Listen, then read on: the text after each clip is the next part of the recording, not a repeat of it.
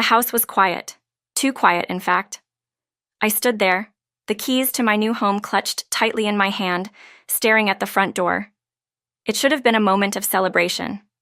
After months of planning and preparation, my dream home was finally mine.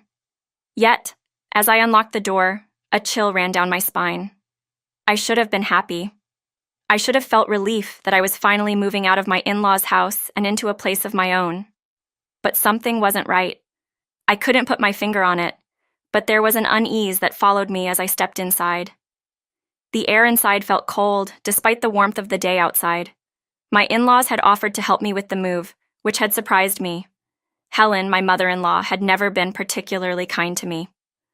Over the years, her comments about my age, about how I was 9 years older than Gabriel, her son, had worn me down. But for some reason, she'd been acting almost nice lately. I should have trusted my instincts. I should have realized this was all part of her plan. But like always, I wanted to believe that maybe, just maybe, she had finally accepted me.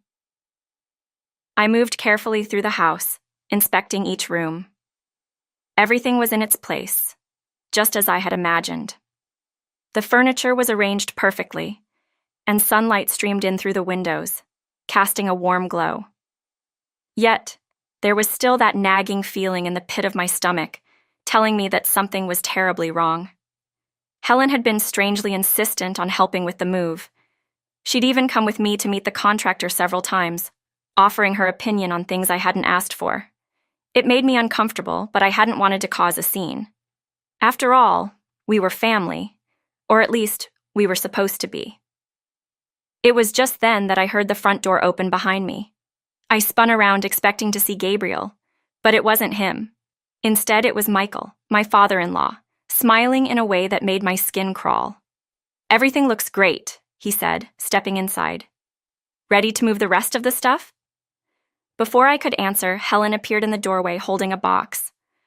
"I hope you don't mind," she said, her voice dripping with sweetness. "I brought a few things over early." I forced a smile, trying to shake off the unease.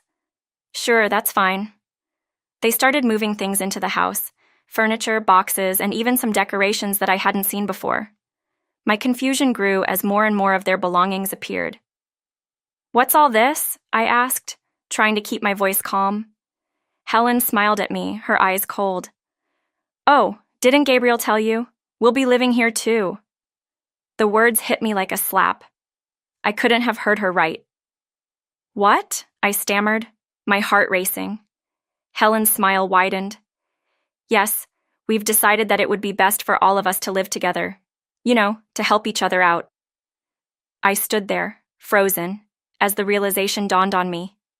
This wasn't just my home, it was theirs too. Without my knowledge, without my consent, they had planned this all along. I wanted to scream, to tell them to leave, but the words wouldn't come. Instead, I could only watch as they moved their things in, taking over what was supposed to be my new life. Gabriel had been distant for months, leaving me to handle everything on my own. I thought this house would be a fresh start for us, a place where we could rebuild our family. But now, it seemed like that dream had been a lie. When I finally found my voice, it was barely a whisper. "You can't just move in without telling me." Helen looked at me, her smile never faltering. "Oh, but we already have, and Gabriel agrees that it's for the best." The betrayal cut deep. Gabriel, the man I had loved and trusted, had been part of this all along. He hadn't even had the decency to tell me. I felt sick to my stomach, the weight of everything crashing down on me at once. I should have seen this coming. From the moment I married Gabriel, Helen had always been in control. She manipulated him, controlled him, and now she was doing the same to me. But this was different.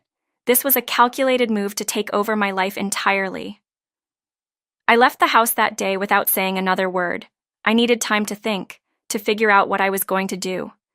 But as I drove away, I knew one thing for certain. I wasn't going to let them win. The next few days were a blur. I stayed with a friend, trying to wrap my head around what had happened. Gabriel called a few times, but I didn't answer. I wasn't ready to hear his excuses. I wasn't ready to forgive him for betraying me like this. It wasn't until I received a call from the bank that the full scope of their plan became clear. The mortgage for the house was in my name. Helen and Michael had assumed they could move in and take control, but they hadn't realized one crucial detail. I held the financial power.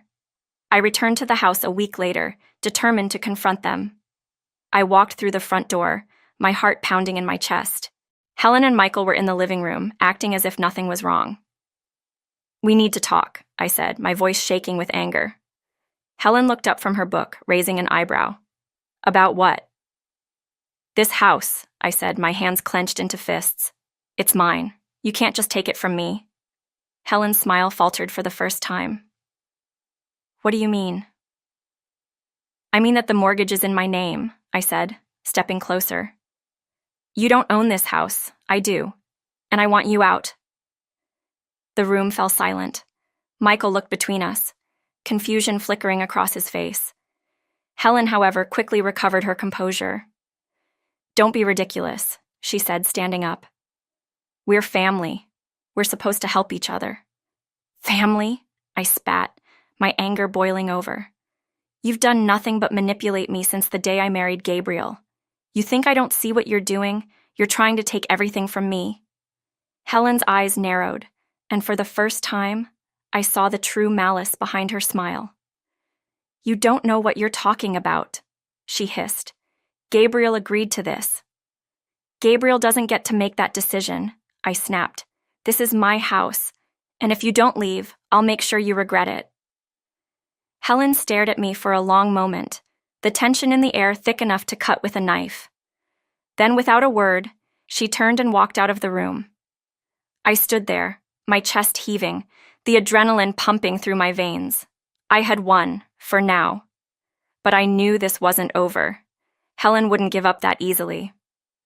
Over the next few weeks, I prepared myself for the inevitable confrontation. Gabriel tried to reach out, but I refused to speak to him. I couldn't trust him anymore, not after what he had done.